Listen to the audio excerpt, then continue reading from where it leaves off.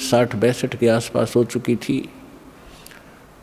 साधना उद्देश्य से तीर्थ भ्रमण करने के लिए अपनी धर्मपत्नी की राय ली। उनकी धर्मपत्नी का नाम आमिना था। उससे आज्ञा लेकर के वो चल पड़ा कि मैं तीर्थ भ्रमण करना चाहता हूँ, तीसरा आश्रम आ गया है। तो जैसे भी आज्ञा लेकर चल पड़े। भ्रमण करते करते वो मथुरा के अंदर उस स्थान पर पहुँच के जहाँ पर ये माना जाता था कि यहाँ पर हमारे बाल गोपाल श्री कृष्ण भगवान जब यहाँ रहा करते मथुरा में, इस सरोवर में स्नान किया करते थे। और फिर वहाँ जाकर के एक गिरिराज बोलते हैं उसको, जिसको भगवान श्री कृष्ण ने उठाया था जब इंद्र देवता स्वर्ग का राजा अपनी पूजा न करने से अक्षुब्ध होकर के व्रज को डुबोना चाहता था अधिक वर्षा करके। तो श्री कृष्ण जी ने उस पहाड़ को उठा के और पूरे ब्रज पर फैला दिया था। वर्षा खूब हुई थी और इंद्र थक गया था वर्षा कर करके, और वो कुछ बिगाड़ नहीं सका ब्रज का। तब उसने अक्षमा याचना की थी। तो उस स्थान पर भ्रमण करके, उस गिरिराज की परिक्रमा करके हम अपना मोक्ष मानते थे। उस सरोवर में स्नान करके हम मोक्ष मानते रहे। इसी उद्देश्य से धर्मदास साहिब जी भटक रहे थे, वहाँ पहुँच गए। सुबह सुबह उठे, उस सरोवर में स्नान किया जिसमें जल अधिक था नहीं, क्योंकि हम उसमें नहाना इसलिए उचित समझते रहे कि इससे मोक्ष होगा, चाहे गहरा भी क्यों ना हो, उसमें कीचड़ भी क्यों ना हो, हमें तो भगवान चाहिए। लेकिन परमात्मा कहते हैं कबीर इस संसार ने समझाऊं कै बार, और ये पूछ पकड़ कर भेड़ की और उतराता मैं पार। गरीबदास जी कहते हैं कि भेड़ पूछ को पंडित पकड़े, ये भादो नदी विहंगा, गरीबदास वह भवजल डूबे, जिन नहीं साध सत्संगा। जिनको संत नहीं मिलते, सत्संग नहीं मिलता, तो वो भावजल के अंदर ऐसे डूब जाते हैं जैसे भादों के अंदर नदियाँ। भादों महीने में बहुत ज़बरदस्त वर्षा होती थी और सभी दरिया बह कर चल पड़ती थी, फुल स्विम पर ओवरफ्लो हो करने को हो जाती थी। और उस समय कोई ये कहे दरिया पार करने के लिए भेड़ की पूंछ पकड़ तुझे पार कर देगी, नहीं, उसका ये साधन नहीं है पार होने का। पार होने के लिए नौका, लीक प्रूफ नौका हो और उसका चालक ट्रेंड हो, तब वो पार होंगे। ये साधन है प्रॉपर। और जो साधनाएं आप कर रहे हो, परमात्मा बताया करते थे कि ये तो भेड़ की पूंछ पकड़ा रखी तुम्हारे कोई नकली गुरुओं ने, तुम्हें डबोएंगी, तुम भौजल में डूब जाओगे, ऐसे चक्कर व्यूह में फंस जाओगे, 84 लाख योनियां भोगोगे, तुम्हें समझ में नहीं आएगा। उस तालाब में स्नान करके उसी से जल का लोटा भर के और भगवान की मूर्ति को स्नान कराया। स्नान करा करके नए वस्त्र पहना करके पुराने वस्त्र थैले में डाल दिए, बाद में धोऊंगा। और एक स्थान लीप के वहाँ भगवान की मूर्ति रखी, गाय के गोबर से और मिट्टी मिलाकर लीपते थे, उसे स्वच्छ बनाते थे। और उस पर सुंदर स्वच्छ कपड़ा बिछाकर उस पर बैठ के पहले भगवान की वो कर्मकांड किया, उनके कपड़े बदलवाए, स्नान कराया, मुकुट माला रख के कंठी माला पर आकर बैठ गए। फिर लगे गीता का पाठ करने। और उसी समय परमात्मा बनारस में आए हुए थे। वैसे तो वो एक सेकंड के अंदर, सेकंड के भी कुछ फ्रिक्शन में जहाँ चाहे पहुँच जाए अपने पूरे ब्रह्मांडों में, एक सेकंड फ्रिक्शन ऑफ सेकंड में, और असंख्य रूप बना ले, वो समर्थ है। तो परमात्मा वहाँ एक जिंदा महात्मा के रूप बनाकर वहाँ पहुँच गए। अब जिंदा महात्मा मुसलमानों में अधिकतर होते हैं जो काला और कोट पहनते हैं और सिर पर काला ही एक टोप होता है, जैसे गोल गोल से चोटे वाला।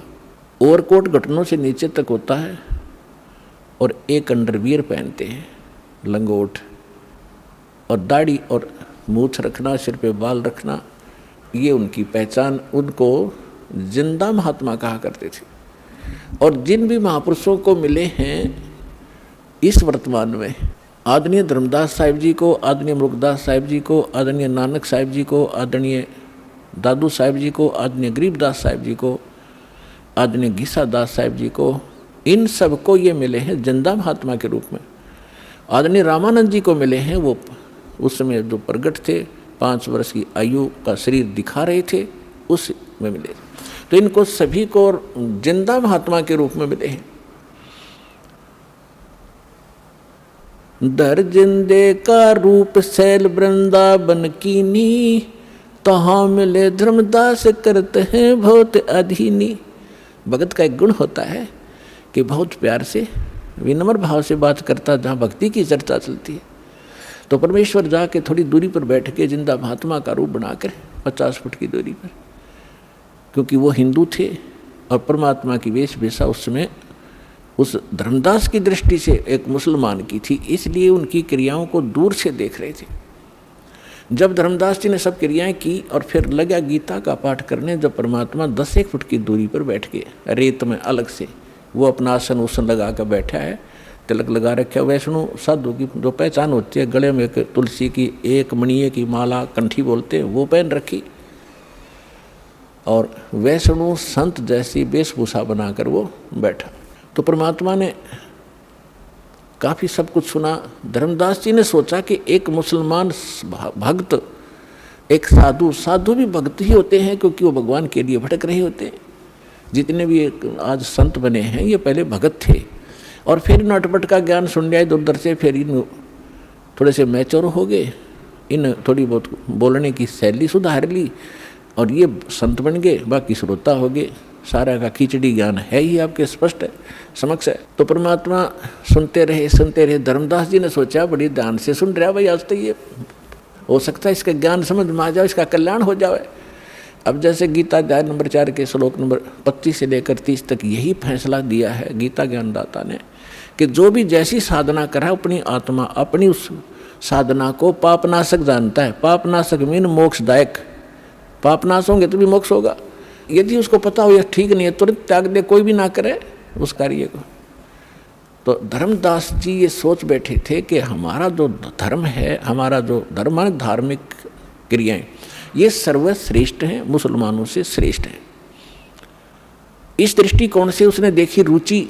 तो उस दिन डेली जो गीता का पाठ करता था, उस दिन 7वें अध्याय का उसका नंबर था, उसमें से पढ़े, उसका हिंदी अनुवाद भी पढ़ा, फिर 8वां अध्याय भी पढ़ा, फिर 15वां भी पढ़ा और भी कई चुने से श्लोक सुनाए और उसका व्याख्यान करके सुनाया। प्रतिदिन 1 घंटा साधना करता था, उस दिन 3 घंटे लगा दिए। और परमात्मा ऐसे करे जैसे बड़ा रुचि ले रही है। जब उन्होंने सब क्रिया कर ली तो परमेश्वर ने कहा कि हे महात्मा जी, देखो पुण्यात्मा, इस काल जालिम ने हमारे साथ कैसे जुल्म कर दिया। हमारे पिता ने हमारे निकटाने के लिए अब कैसे छल छिद्र करने पड़ते हैं, कैसे बहुरूपीय का काम करना पड़ता है। उस 2 कौड़ी के जीव धर्मदास को तो कहते हैं हे महाराज जी, और स्वयं कहते अपने आप को कबीर दास, मैं दास हूँ, मैं भटका हुआ हूँ और मैं सब महापुरुषों के पास जा चुका हूँ, परमात्मा के लिए घर से निकला हूँ और मुझे कोई सही मार्ग मिल नहीं रहा। आज मैंने आपका ज्ञान सुना, कुछ मेरा खिंचाव हुआ, मैं आपसे परमात्मा की जानकारी चाहता हूँ। अपने आत्माओं जब ऐसे अधीन होकर कोई पूछता है तो हमारी इच्छा बनती है कि बताएं इसको, ये तो भ्रमित है, दूसरे मार्ग मुसलमान है। हिंदू मुसलमानों को इसलिए बुरा मानते थे कि ये मांस खाते हैं, अहिंसा करते हैं, पापी बने हुए। तो इस दृष्टिकोण से उन्होंने समझाया कि इसके पाप बच जाएंगे यदि हमारे धर्म को स्वीकार कर लेगा। तो कहने लगा, धर्मदास जी ने कहा कि कैसा लगा ज्ञान, कि बस पूछो मत, गदगद हो गया हूँ। कबीर परमात्मा बोले, मैं दीक्षा लेना चाहता हूँ आपसे। मालिक को पता था कि इतना बुद्धिमान है ये, ऐसी गलती करेगा नहीं। तो धर्मदास जी ने कहा, देखो जी, मैं तो भक्त हूँ और मेरे गुरु जी हैं रूपदास जी, वैष्णव परंपरा से मेरा संबंध है, हम राम कृष्ण की पूजा किया करते हैं और मैं उनसे दीक्षा दिला सकता हूँ आपको। मैं दीक्षा का अधिकारी नहीं हूँ। यदि कोई अनधिकारी दीक्षा देता है वो यूजलेस होती है और वो स्वयं भी दोषी होता है और सामने वाले को भी, शिष्य को भी कोई लाभ नहीं हो सकता। इसलिए मैं आपको दीक्षा नहीं दे सकता, आप मेरे गुरु जी के पास चलिए। अब परमात्मा ने कहा ठीक है, मैं आपके गुरु जी के पास चलूंगा, मुझे तो दीक्षा चाहिए, मोक्ष चाहिए, लेकिन उससे पहले मेरी कुछ शंकाएं हैं, उनका समाधान चाहूंगा। हाँ बोलो बोलो। धर्मदास जी बोले बोलो बोलो, क्या शंका है? एक तो मुझे बताओ कि मैंने क्या क्या क्रिया करनी पड़ेंगी और क्या नहीं करनी पड़ेंगी। धर्मदास जी ने बताया कि देखो, जीव हिंसा नहीं करनी, महापाप होता जीव हिंसा करने का, और जो जीव हिंसा करते हैं वो कभी मोक्ष प्राप्त नहीं कर सकते, वो आजीवन भटकते रहते हैं, चाहे बेशक भक्ति करो। परमात्मा बोले ठीक है, मैं त्याग दूंगा, कुछ नहीं करूंगा। फिर कहा कि हमारे गुरुजी नाम देते हैं रामकृष्ण का, वो नारे दशमा भी बोल रहा था, हरे राम हरे कृष्ण कृष्ण कृष्ण हरे हरे। तो ये लाभ जब देंगे जब आप उनसे ले लोगे, अपनी मर्जी से करने से कोई लाभ नहीं होगा। बोला ठीक है जी। परमात्मा बोले बहुत अच्छा। और 68 तीर्थ करने होते हैं, मैं 68 तीर्थ कर करके आया हूँ, और ये मैं आज मथुरा में और आगे जाऊँगा, अभी कर रहा हूँ, उसी भ्रमण पर निकला हूँ। एकादशी का व्रत करता हूँ मैं, गुरुजी ने बता रखी है, और रामकृष्ण का जाप जपा करते हैं। तो परमात्मा ने बोला, पूछा कि ये श्रीमद् भगवत गीता जो आप पढ़ रहे थे कौन सा ग्रंथ है? कि ये श्रीमद् भगवत गीता है। ये किसने ये ज्ञान किसने लिखा है? कि भगवान ने खुद बोला है। श्री कृष्ण को भगवान मान रहे थे। बहुत अच्छा, ठीक है। तो भगवान ने, अभी आप पढ़ रहे थे कौन से अध्याय तो मैं बता नहीं पाऊंगा आपको, लेकिन अभी आप कह रहे थे कि उसमें लिखा, अब दास आपको बताएगा जब आप समझोगे। भगवान की उनकी वार्ता एक गोलमोल थी, लेकिन अब प्रमाणित करना पड़ेगा उन्होंने कौन से शब्द बोले थे। गीता अध्याय नंबर 8 के श्लोक नंबर 13 में श्रीमद् भगवत गीता जो आप पढ़ रहे थे उसमें लिखा है, वो आप पढ़ रहे थे कि ओम इति एकाक्षरम ब्रह्म विवहारण माम समरण ये परियाति तदंदेहम सयाति परमाम गतिम। मुझ ब्रह्म का, गीता बोलने वाला कह रहा है, मुझ ब्रह्म का केवल एक ओम मंत्र है, इति, यही बस, ये एक अक्षर है, और इसका अंतिम सांस तक स्मरण करता हुआ जो शरीर त्याग कर जाता है वो परम गति को प्राप्त होता है। अच्छा, एक बात और पूछूंगा मैं आपसे कि मैं साधना करूंगा, राम और कृष्ण की जो जाप बताएंगे गुरुजी वही करनी पड़ेगी, लेकिन क्या ये इस गीता में लिखे हैं? कि बोला नहीं, ये गीता में नहीं लिखे हैं। तो परमात्मा ने कहा कि एक किसान का विवाह हुआ और काफ़ी एजड हो गया, उसके कोई संतान नहीं हुई। जब वो लगभग 60-70 वर्ष का हो गया तब उसको पुत्र प्राप्त हुआ, 60 वर्ष की आयु में। अब उसने सोचा किसान ने कि मैं कभी भी मृत्यु को प्राप्त हो सकता हूँ और मेरे पुत्र को अनुभव है नहीं कृषि का, अभी ये बालक है, इसलिए मैं अपना अनुभव लिख देता हूँ। उसने एक पैड पे, एक डायरी में, बही होती थी पहले, बही बोलते थे, उसमें सारा अनुभव लिख दिया, कौन सी फसल कौन से सीजन में और कितनी बार जमीन को बहाकर संवार कर बोनी चाहिए, कितना उसमें प्रति एकड़ बीघा बीज डालना चाहिए, कितने कितने समय पर उस पर पानी देना चाहिए, सिंचाई करनी चाहिए, कब उसमें खाद डालना चाहिए, और कैसी स्थिति होगी जब वो परिपक्व होगी, उसकी ये स्थिति होगी तब उसको काट कर उसको भूसा अलग करके घर ले आना चाहिए, फिर उससे रोटी बना के खानी चाहिए। वो सारा कुछ लिख दिया। धर्मदास जी सुन रहे, हाँ जी ठीक है, फिर ठीक है। और फिर उस पिता की मृत्यु होगी और पिता ने कहा था, बेटा यदि मेरी मृत्यु हो जाए तो आप मेरा अनुभव इसके अंदर लिखा है, इसको पढ़ना और इसके अनुसार अपनी कृषि खेती करना। अब वो बेटा क्या कर रहा है, पिताजी ने बताया था गेहूं बोने के लिए बो रखी है भांग उसने। पिताजी ने बोला था कि इसमें अरहर की दाल बीजना, उसने बीज रखा वहाँ पर घास दतूरा। तो क्या वो किसान का पुत्र धनी हो जाएगा या वो वस्तु प्राप्त कर लेगा? तो उसका पिता बता के गया था कि नहीं ऐसा कभी नहीं हो सकता। धर्मदास जी उत्तर दे रहे, क्या तो मूर्ख है, वो तो वही करना चाहिए जो पिताजी ने उसमें अनुभव लिखा है। परमात्मा बोले गीता का ज्ञान आप बताते हो, भगवान ने बोला। हाँ जी, और भगवान ने इसमें लिखा नहीं, जो मंत्र जाप आप करते हो, जो क्रियाएं आप करते हो, व्रत रखते हो, छठे अध्याय के 16वें श्लोक में व्रत को बना किया है। आप एकादशी के दिन भूखे मरते हो, तो आप उस किसान के पुत्र से कम है क्या? शतब्द हो गया धर्मदास, क्योंकि पुण्यात्मा पहली बार चाहे कितनी सच्ची बात समझा दे पर अंदर स्वीकार्य नहीं होती, उसका रिएक्शन होता है।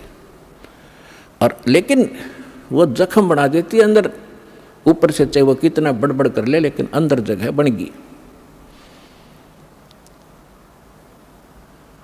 तो धर्मदास जी थोड़े से नाराज हुए। परमात्मा बोले, देखो जी नाराज ना हो, मैं तो एक शंका का समाधान चाह रहा हूं, आप मेरी शंका का समाधान नहीं करोगे तो कैसी बात बनेगी? धर्मदास चुप हो गया और मन में ये सोच रहा कि तो मुसलमान है, ऐसी बात करेगा ही करेगा। चुप हो गया, मुंह फेर लिया। थोड़ी देर फिर परमात्मा ने कहा कि देखो मेरी बात का प्रश्न का उत्तर तो दो, तभी तो मैं मानूंगा, मेरी गलती हो तो क्षमा करो। परमात्मा ने कहा कि जिस सरोवर में आपने स्नान किया है और इसको मोक्ष मांगते हो, ये आपका तीर्थ स्थल है, इसके अंदर कितने जीव जंतु हैं? आपने स्नान किया, रगड़ रगड़ कर मार डाले करोड़ों। और देखिए लोटा भर के लाया था पानी का, जिससे आपने ये स्थान लीपा है, इसमें कितने जीव जंतु देखो, तेरे इस लोटे में देख ले। और तूने जो भगवान की मूर्ति के स्नान कराने के लिए छान कर लाया था, तू जब छाना था उसमें कितने जीव थे तेरे छालने में, वो सारे मर गए। और आप कहते हो जीव हिंसा नहीं करते। तो इतना कहकर परमात्मा अंतर ध्यान हो गए, उसकी अरुचि देखकर। अब धर्मदास जी को परमात्मा की जो ज्ञान था हृदय में छेद कर गया और पकड़ लिया दिल उसने। हाँ भाई, गीता में है नहीं राम डरे ढोरे, हरे कृष्ण राधे श्याम सीता राम राम साध राधे श्याम मिला दे। तो खा कही साधना 16वें अध्याय के 23वें श्लोक में 24वें श्लोक में गीता में परमात्मा ने बताया उसी दौरान। अब आप पढ़ रहे थे, आप कह रहे थे कि जो शास्त्र विधि को त्याग कर मनमाना आचरण करते हैं उनको ना सुख होता है, ना कोई सिद्धि प्राप्त होती है, ना उनकी गति होती है। उसके लिए शास्त्र ही प्रमाण है, उसके कर्तव्य और अकर्तव्य की व्यवस्था में, उसके अतिरिक्त किसी की मत मानो। तो है तुम्हारे शास्त्र में कहीं पर ये नाम? धर्मदास जी स्तब्ध हो गए, सिर घूम गया। और फिर भगवान सामने से अंतर ध्यान हो गए तो वो और ज्यादा चिंतित हो गए कि इतना विद्वान पुरुष, भगवान तो नहीं माना उसने, लेकिन ये जरूर मान लिया कोई महापुरुष सिद्धि वाली थे और कितना बढ़िया ज्ञान बताया। और मैं महामूर्ख, आगे ज्ञान सुना नहीं, मेरी मंद बुद्धि, दुर्भाग्य मेरा। और ये कैसा गंदा ज्ञान मेरे अंदर समा चुका है, मैंने सत्य ज्ञान को स्वीकार नहीं किया। ऐसी बहुत गलानी बनी, लेकिन अब बने क्या? रोने के सिवा कुछ शेष नहीं था।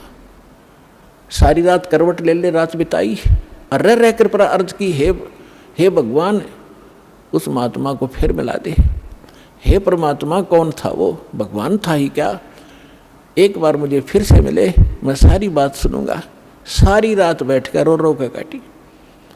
सुबह उठा वक्त से उसने सोचा तो रोटी बना ले और फिर खोज करूंगा उस संत का कि तो बैठा पाएगा तो यहाँ तीर्थों पर। सुबह उठा, एक मोटी लकड़ी जंगल से तोड़कर श्याम ने ला रखी थी, ला के रखी हुई थी। वह मोटी लकड़ी चूल्हे में लगाई, उसके साथ सहयोगी लकड़ी जला करके अग्नि जला दी लगा करके।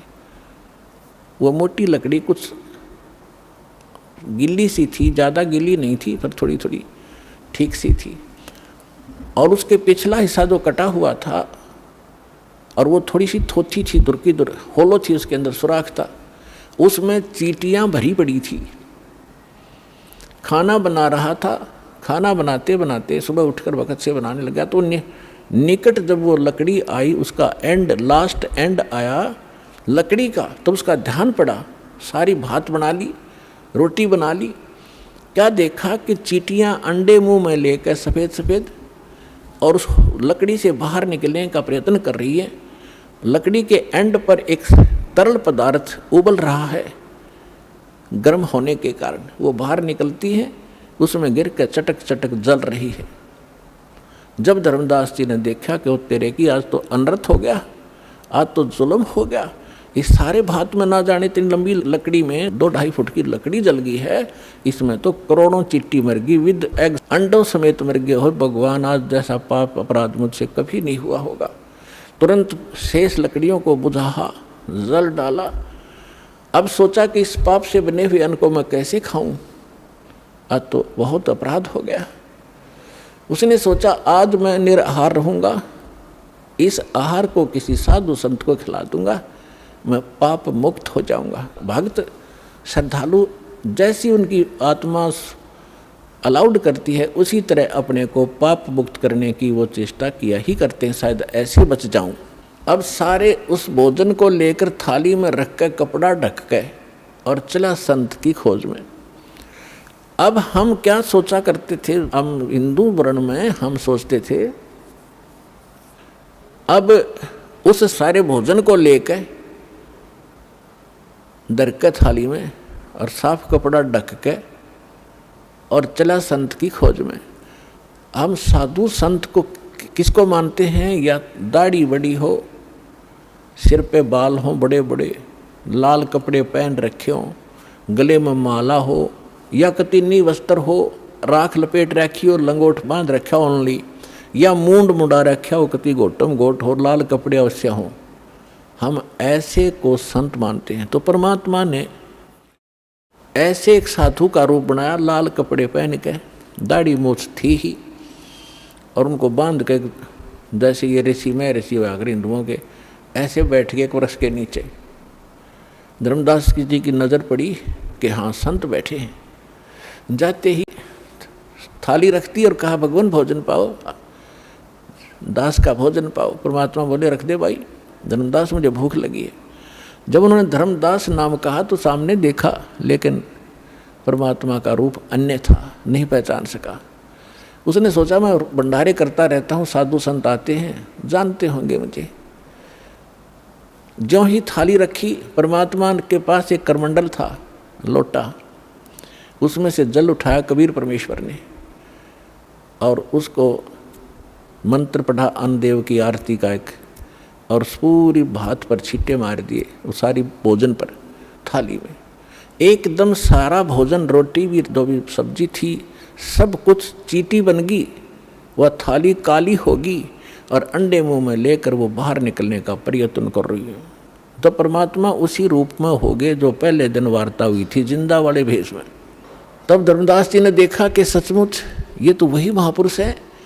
तब परमात्मा ने कहा अरे अत्यारे, कल क्या कह रहा था तो कि दो जीव हिंसा करते हैं वह कभी मोक्ष प्राप्ति नहीं कर सकते, और तेरे से तो कसाई भी अच्छा, तो कसाई से भी बुरा तने कितने जीव मार दिए। चरणों में गिर गया, पैर पकड़ दिए, कहा भगवान ज्ञान बता दो, हम तो अंधे हैं, हमारी बुद्धि तो कति झेरे कुएं जैसी है।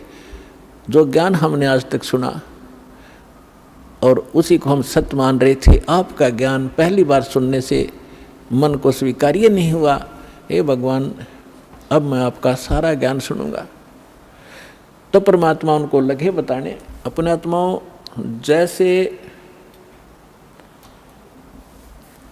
तुलसीदास जी ने लाखों वर्ष पहले घटी घटना रामायण वाली अपनी दिव्य दृष्टि से देखकर अपनी भाषा में उसको पुनः एज इट इज चित्रार्थ कर दिया, जो आज पूरे हिंदू समाज को मान्य है। घटना वही है, सिर्फ भाषा में अंतर कर दिया, कोई अंतर नहीं। इसी प्रकार परमेश्वर कबीर जी को प्राप्त होने के उपरांत परमेश्वर ने गरीबदास जी का ज्ञान योग खोल दिया। अब ये जो हमारी जो दिव्य दृष्टि है, ये समझो एक दूरबीन है जो दूरदर्शी होती है, सूक्ष्मदर्शी होती है, ऐसी दूरबीन समझो। और इसकी अक्षमता होती है, एक तो ऐसी दूरबीन होती है आधा किलोमीटर तक ही कुछ देख सकती है, एक ऐसी होती है नक्षत्रों तक तो देख लेती है यहाँ बैठे। तो इसी प्रकार जो तुलसीदास जी की जो दिव्य दृष्टि थी, दूरदर्शी, थोड़ी अक्षमता की थी, और गरीबदास जी के को प्राप्त जो दिव्य दृष्टि थी, उसने असंख्यों युग पहले का ज्ञान और आज से 600 वर्ष पहले जो भगवान के साथ घटना घटी और भविष्य का जो ज्ञान उन्होंने अपनी अमृतवाणी में बताया है, तो उसके आधार से आपको थोड़ा सा वर्णन करते हैं। क्योंकि महापुरुषों के मुख से उच्चरित वाणी और इस दास के मुख से आप तक पहुंचेगी तो ये एक असर करेगी न्यारा। जैसे एक तो वचन कहे एक सिंपल मैन कि यहाँ से बरवाला से लेकर जींद तक रोड बना दो, और एक यहाँ का मुख्यमंत्री जनसाधारण मेरे जैसा तो सारा दिन कहें जाओ अधिकारियों ने जाके कि ये वहाँ से वहाँ तक रोड बना दो, कभी नहीं बनेगा। और वो एक बार कहेगा, अगले दिन काम शुरू हो जाता है। इस प्रकार उसके वचन में शक्ति है। इसी प्रकार संत उस परम पिता का नुमाइंदा होता है, प्रतिनिधि होता है, उसके पास परमेश्वर की शक्ति होती है, उसके आदेश से वो काम शीघ्र होता है। दर्जन का रूप शैल वृंदावन कीनी, तहाँ मिले धर्मदास करते हैं बहुत अधीनी।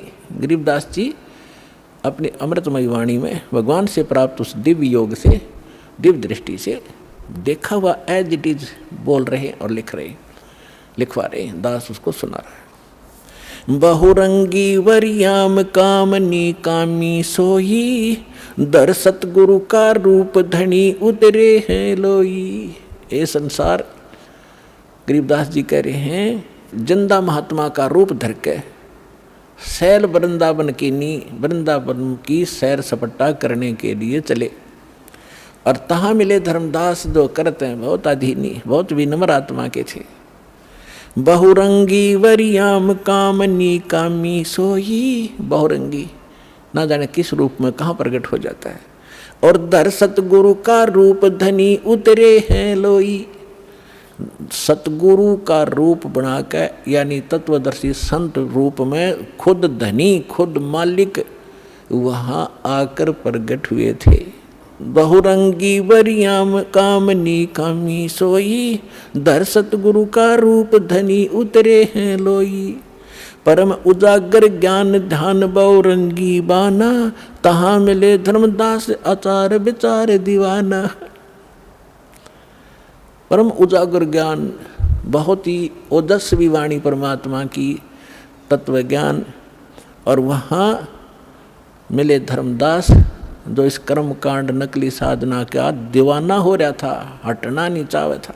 परमात्मा ने पूछा, है उन आत्माओं, पता नहीं आपका यह बालकपन कब खत्म होगा, या काल की भांग तुमने झूठे सुख की पी रखी है कद उतरेगी। आप यहाँ एक कहर भोग रहे हो, चाहे राष्ट्रपति है किसी भी देश का, जीव का जीवन है ये। आज प्रधानमंत्री है, कल मृत्यु हो गया, गधा बन गया, तो खाक सुख है ये। झूठे सुख को सुख का है ये मान रहा मनमोद, ये सकल चबीना काल का, कुछ मुख में कुछ कोद। परमात्मा इतने खाड़े कर रखे हैं आपके लिए, अपने बच्चों को दृढ़ भक्तों को मिलते हैं, उनसे उनको अपना गवाह बनाते हैं, फिर वो भी आपको क्या बता रहे। तो क्या कहते हैं, हाथ जोड़ कर भगवान बैठे एक दो कोडी मारे जैसे नीच के सामने, थोड़ा सा धन पा के फूल गया, फिर भी आत्मा में जगह है, वो डलेड हो रहा है, शास्त्र साधना कर रहा है, और स्वयं एक वैष्णव संत की वेशभूषा बना रखी थी, तो सबसे उत्तम मान रहा था अपने आप को। तो हाथ जोड़कर कहते हैं, कौन तुम्हारी जात, परमात्मा पूछते हैं उससे धर्मदास जी से, कौन तुम्हारी जात कहाँ से आए स्वामी। हे मालिक, स्वामी जी भगवान कह रहे हैं, आप कहाँ से आए हो, आपकी क्या जाति है। कौन तुम्हारी जाति कहाँ से आए स्वामी, पूछे पुरुष कबीर धनी साहेब निकामी। पूछे पुरुष कबीर, पुरुष माने परमात्मा, परमात्मा कबीर वो कुल का मालिक, कुल धनी साहेब, निष्काम भाव से निस्वार्थ भाव से परमार्थ के लिए अपने उस आत्मा के अज्ञान को हटाने के लिए ये फार्मूला अडॉप्ट किया। कौन तुम्हारी जात कहाँ से आए स्वामी, पूछे पुरुष कबीर धनी साहेब निकामी। अब क्या बताते हैं धर्मदास जी, हम वैष्णव बैरागी धर्म में सदा रहा ही, सुधर न बैठे संग कल्प ऐसी मनमाही। कि मैंने तो है ना वैष्णव धर्म से दीक्षित हूँ मैं, और वैष्णव धर्म मेरा है, और मैं शूद्र के साथ निकट नहीं रहते, शूद्र के निकट नहीं रखते हम, यानी स्वच्छ रहते हैं हम सर्वोत्तम हैं। अब क्या कहते हैं, सुन जिंदा मम ज्ञान को अधिक आचार विचार, हमरी करनी जो करे वो उतरे भव जल पार। धर्मदास जी कहते हैं हम जो साधना कर रहे हैं ना, इसको जो कर लेगा उसका बेड़ा पार हो जाएगा, भवसागर से पार हो जाएगा।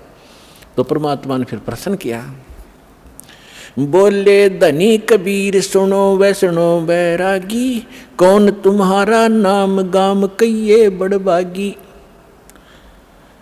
कौन कोम कुल जात कहाँ को गवन किया है, कौन तुम्हारी रेस किन्हें तुम नाम दिया है। आपका गुरु कौन है, कौन तुम्हारा ज्ञान ध्यान सुमरण है भाई, कौन पुरुष की सेव कहाँ समाधि लगाई।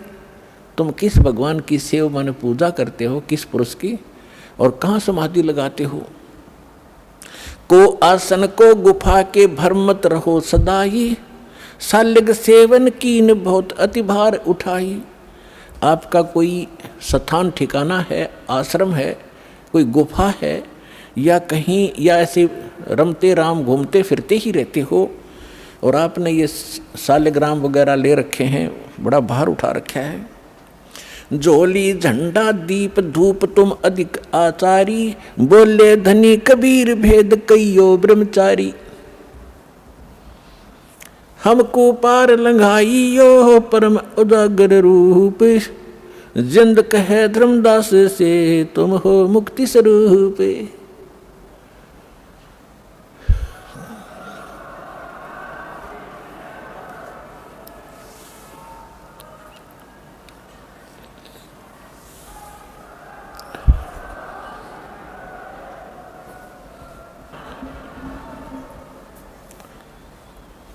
अब परमात्मा ने उस जीव के निकट पहुंचने के लिए कहा कि हमको पार लंघाइयो हे परम उजागर रूप, और जिंद कहे धर्मदास से। परमात्मा जिंदा रूप में थे, और तुम हो मुक्ति स्वरूप। आप तो बिल्कुल ऐसे लगते हो जैसे आप तो पार होए पड़े हो, और मुझे भी वो मार्ग बताइए ताकि मेरा उद्धार हो। परमात्मा कह रहे हैं धर्मदास जी से। अब धर्मदास जी बताते हैं, बांधोगढ़ है गाम नाम धर्मदास कही जय, वैसे कुली कुल जात सुधर की नी बात सुनी जय। बांधवगढ़ मेरा गांव है, नाम मेरा धर्मदास है, और वैश्य कुल में मेरा जन्म है। हम शूद्र को निकट भी नहीं आने देते, हम इतने स्वच्छ हैं। सरगुण ज्ञान स्वरूप ध्यान सालग की सेवा, मल्याग्र छिड़कंत संत सब पूजें देवा। 68 तीर्थ नान ध्यान कर कर हम आए, पूजें सालग राम तिलक गलमाल चढ़ाए। धूप दीप अधिकार आरती करें हमेशा, राम कृष्ण का जा परटत हैं शंकर शेषा। धर्मदास जी बता रहे हैं हम ये साधना करते हैं। नेम धर्म से नेह सने दुनिया से नाही, आरूढ़ बैराग और की मानू नाही। धर्मदास जी कह रहे हैं मुझे शिक्षा देने की आवश्यकता नहीं किसी ने, मैं बिल्कुल फाइनल हो चुका हूँ, मेरा ज्ञान अटल है, मैं सही साधना कर रहा हूँ, मैं किसी और की मानू नहीं, मेरा आरूढ़ बैराग है। सुन जिंदे मम धर्म को वैष्णो रूप हमारे, 68 तीर्थ हम किए हमने चीन्या सिरजन आर। हमने भगवान पहचान रखा है, और 68 तीर्थ में करता रहता हूँ रह रह कर। बोले जिंदा बैन कहाँ से सालग आए, और को 68 का दाम मुझे तत्काल बताए। राम कृष्ण का रहे नगर वो कौन कहोवे, ये जड़वंत हैं देवता से क्यों घंट बजावे। अब परमात्मा उसको कैसे समझाना चाह रहे हैं कि परमात्मा बोले कि ये साल्यग्राम कहाँ से लाया तो, या मूर्ति जो भगवान विष्णु की कृष्ण की बना रखी है, ये क्या ऊपर से आएंगे तुम्हारे स्वर्ग लोक से जहाँ से ये भगवान रहते हैं तुम्हारे, और राम कृष्ण कहाँ रहते हैं उनका ठिकाना बता। तो वो बताते हैं वो गोलोक में रहते हैं, वो श्री कृष्ण का लोक है, स्वर्ग विष्णु लोक में रहते हैं। भगवान तो विष्णु लोक में रहते हैं और आप ये पूजा कर रहे मूर्ति की। आप जो मूर्ति लिए बैठे हो, क्या ये विष्णु जी वाले कान रखती है, विष्णु जी वाली भाषा रखती है? तुम मानते हो श्री कृष्ण जी ने यानी विष्णु जी ने गीता बोली, क्या ये तेरे पत्थर बोल सकते हैं जो तेरे सामने बैठे, या आपका अनुवाद समझा सकते हैं? फिर इनमें क्यों मत्था मार रहा है तू? उन देवता ने पूज ले जो स्वर्ग वाले हैं, इन पत्थरों को क्यों पूज रहा है? सुने गुने नहीं बात धात पत्थर के स्वामी, कहाँ भर में धर्मदास चीन निज पद निज धामी। निकामी कहते बोलत घटकट पूर्ण ब्रह्म, धर्म आदू नहीं जाना, चिदानंद को चीन ये डारो पत्थर पाषाणा। उस सच्चे भगवान को समझ जो गीता भी निर्देश कर रही है आपकी। अब क्या बताते हैं? बोलत घट घट पूर्ण ब्रह्म, धर्म आदू नहीं जाना, तूने परमात्मा को नहीं समझा दो। और चिदानंद को चीन डार पत्थर पाषाण, वो सचिदानंद घन ब्रह्म को पहचान, इन पत्थर और इन पाषाण को पटक दे। जैसे गीता अध्याय नंबर 18 के श्लोक नंबर 62 में कहा कि अर्जुन तू सर्वभाव से उस परमेश्वर की शरण में जा, उसकी कृपा से तू परम शांति को और सनातन परम धाम को प्राप्त होगा। तो आप मान लो श्री कृष्ण गीता बोल रहा है तो वो तो खुद कह रहा है विष्णु तो कि कोई और है भगवान, उसकी शरण में जाइए। गीता अध्याय नंबर 7 के श्लोक नंबर 29 में गीता ज्ञानदाता कहता है कि जो मेरे ज्ञान का आश्रय कर लेता है और तत्वदर्शी संत की खोज कर लेता है, फिर वो तत्व ज्ञान को प्राप्त प्राणी वो तत्वब्रह्म की पूजा करता है। जो प्राणी जरा और मरण से मोक्ष छुटकारा पाने के लिए, जरा माने वृद्ध अवस्था का कहर, बुढ़ापे का दुख और मृत्यु दुख, दो कहर जीव पर यहाँ पर प्रत्यक्ष टूटते हैं। कहते हैं जिनको ये ज्ञान हो गया, इस संसार की यहाँ की इस नकली लोक की कोई इच्छा नहीं रखते वो व्यक्ति, तत्व ज्ञान प्राप्त प्राणी, वो केवल जरा और मरण से छूटने का जो प्रयत्न कर रहे हैं वो तत्वब्रह्म से परिचित हैं और सारे अध्यात्म ज्ञान से परिचित हैं, सब कर्मों से परिचित हैं। वो तत्वब्रह्म 8वें अध्याय के प्रथम मंत्र में गीता ज्ञानदाता से अर्जुन ने पूछा कि वो किम तत्वब्रह्म, वो ऐसा तत्वब्रह्म कौन है, क्या है जिसको जानने के बाद लोग यहाँ की इच्छा कुछ नहीं रखते और केवल अपने इस कहर से छूटने का, जन्म मृत्यु के दुख को और बुढ़ापे के दुख से बचने का, छूटने का प्रयत्न करते हैं, यानी पूर्ण मोक्ष की ही वो चाह रखते हैं। वो किम तत्वब्रह्म 8वें अध्याय के प्रथम मंत्र में गीता ज्ञानदाता से अर्जुन ने पूछा। गीता ज्ञानदाता ने 8वें अध्याय के 13वें श्लोक में कहा कि वो परम अक्षर ब्रह्म है। वो तो गीता ज्ञानदाता से अन्य है।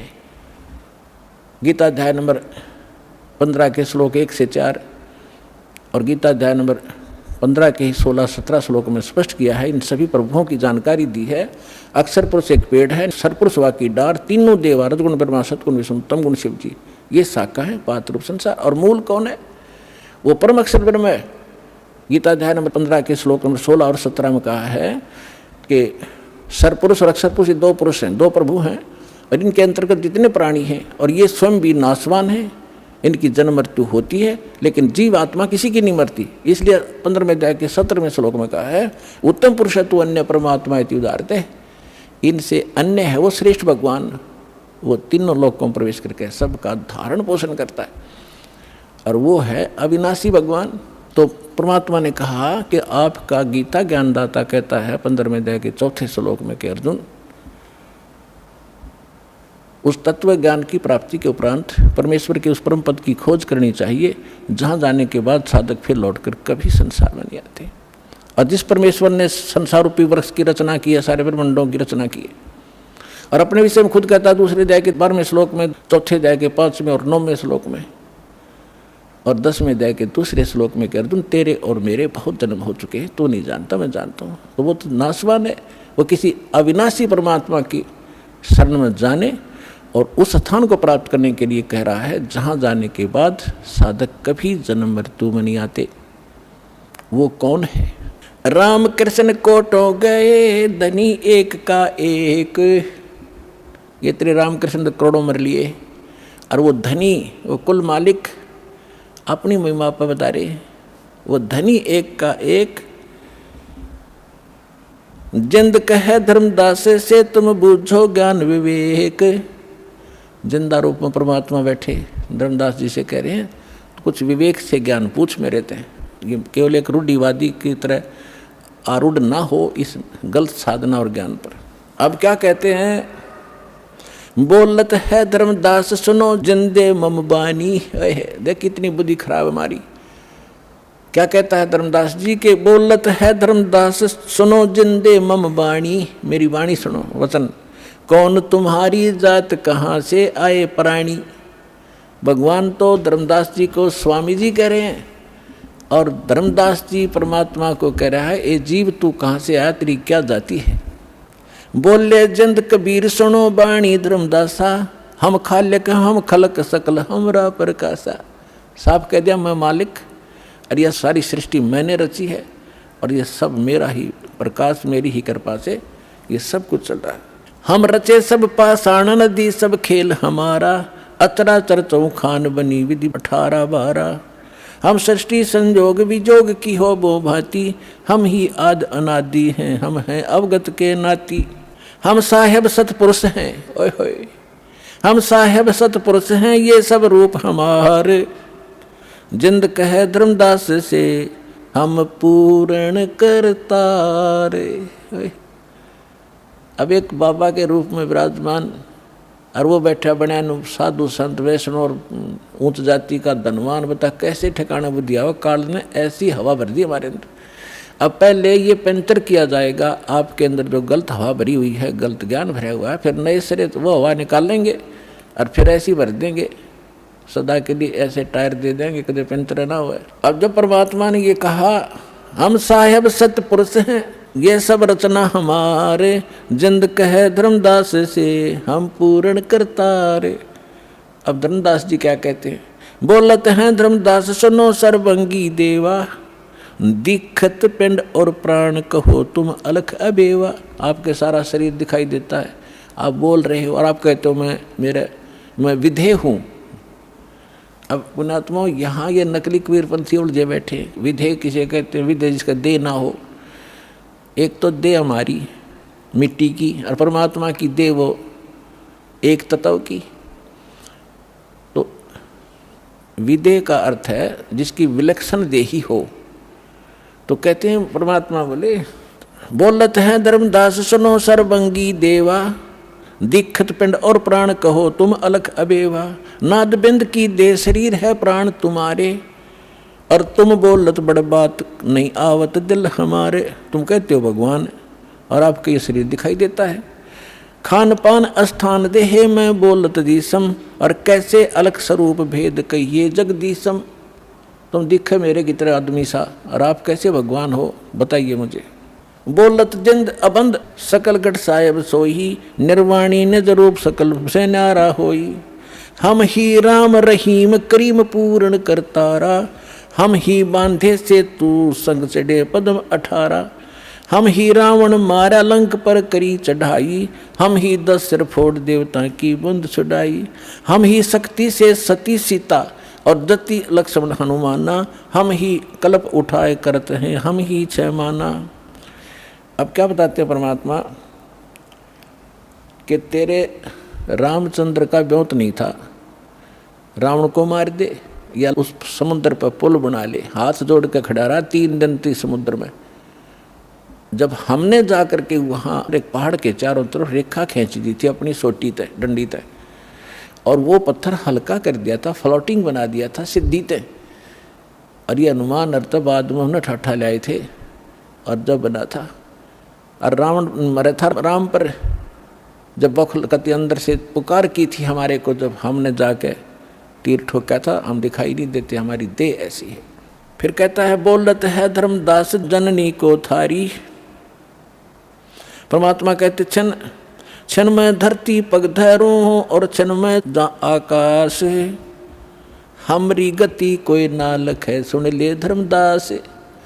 नानक साहब जी कहते हैं अंधुला नीच जात परदेसी मेरा, छिन आवे तिल जावे। 1 सेकंड में यार 1 सेकंड में देखो ऊपर पावे, और ताकि संगत नानक रहंदा कैसे मोंढा पावे, उसका अंत कैसे पा सकता है। बोलत है धर्मदास जिंद जननी को थारी, ये जिंदा तेरी माँ कौन है, तेरी जननी कौन है? कौन पिता परवेश कौन गतरैन आधारी, क्यों उतरे कलमाई को सब भेद विचारा, तुम निज पूर्ण ब्रह्म का अनपान आहारा। कौन तुम्हारा धाम नाम सुमरण क्या कहिए, तुम व्यापक कलमाई तो कहाँ सायब रहिए। कौन देह स्नेह नैनन मुख नासा नेहा, तुम दिखत हो मनुष्य कौन विद जिंद विदेहा। तुम दिखो आदमी हो और कहते विदेह हूँ मैं। परमात्मा कहते गगन शून्य में हम रहें, गगन शून्य में टॉप मोस्ट प्लेस पर, गगन शून्य में हम रहें व्यापक सभी ठोरे, हृदय रैन हमारे है फूल पान फल मोरे। अब जैसे सूर्य आकाश में है और पृथ्वी पर व्यापक भी है, क्योंकि उसका प्रकाश उसकी उष्णता यहाँ प्रभाव करी। परमात्मा कहते मेरा एक निज स्थान सतलोक है, वहाँ मैं रहता हूँ और मेरी जो शक्ति है वो सब जगह व्यापक है।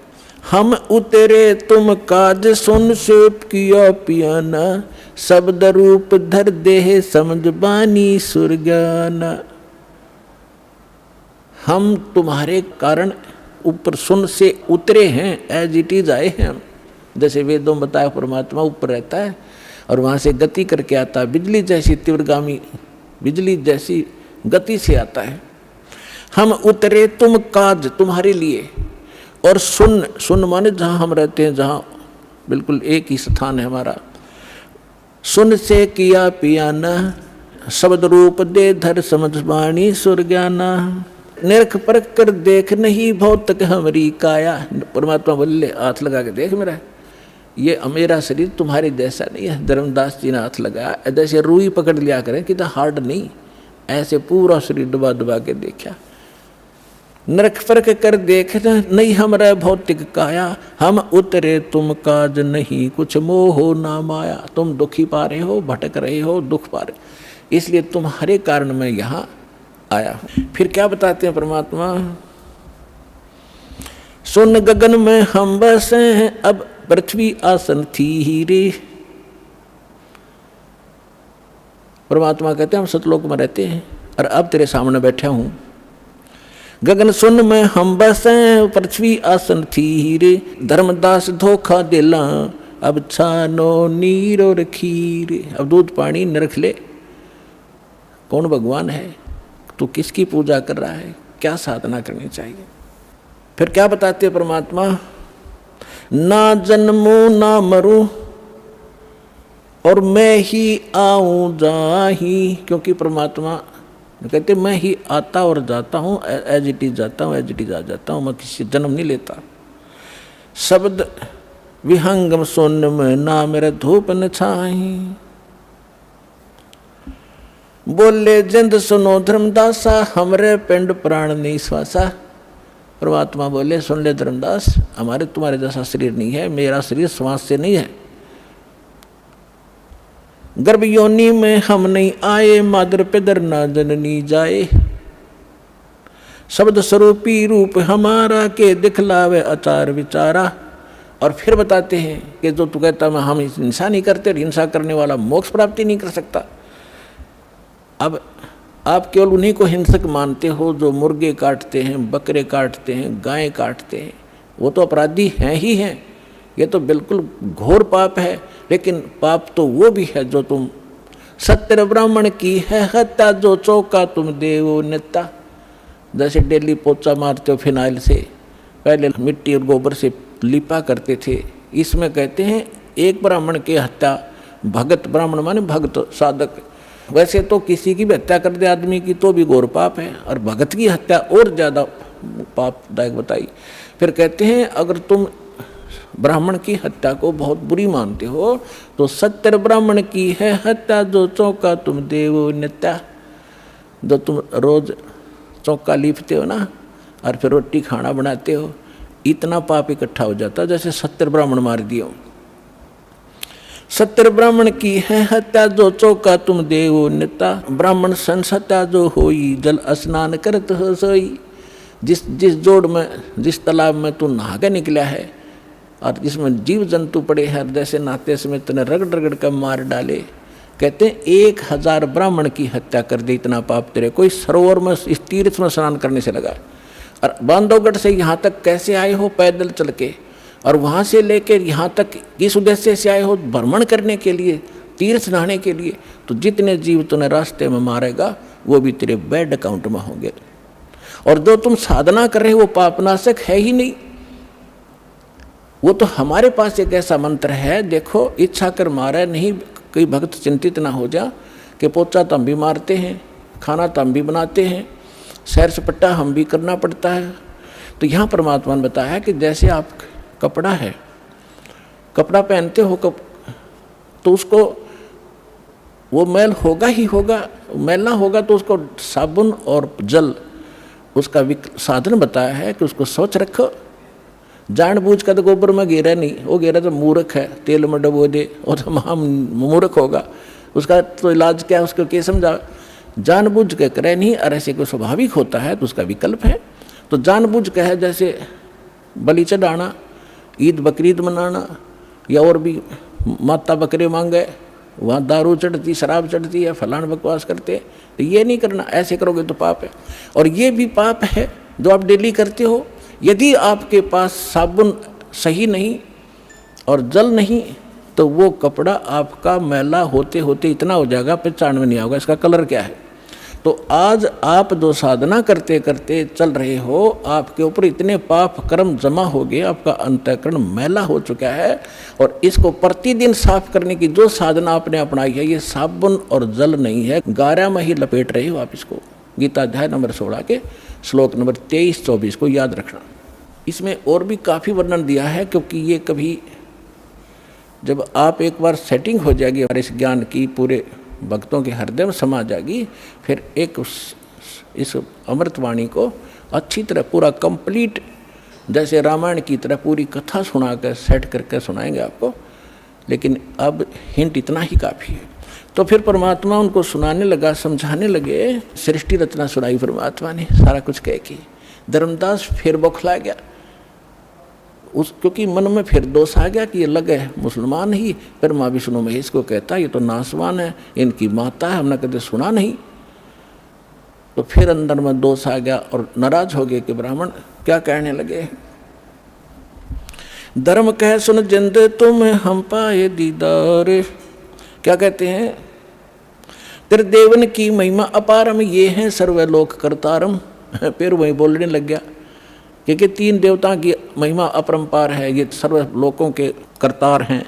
त्रिदेवन की महिमा अपारम, ये हैं सर्वलोक करतारम। सुन जिंदा क्यों बात बनावे, झूठी कहानी मोहे सुनावे।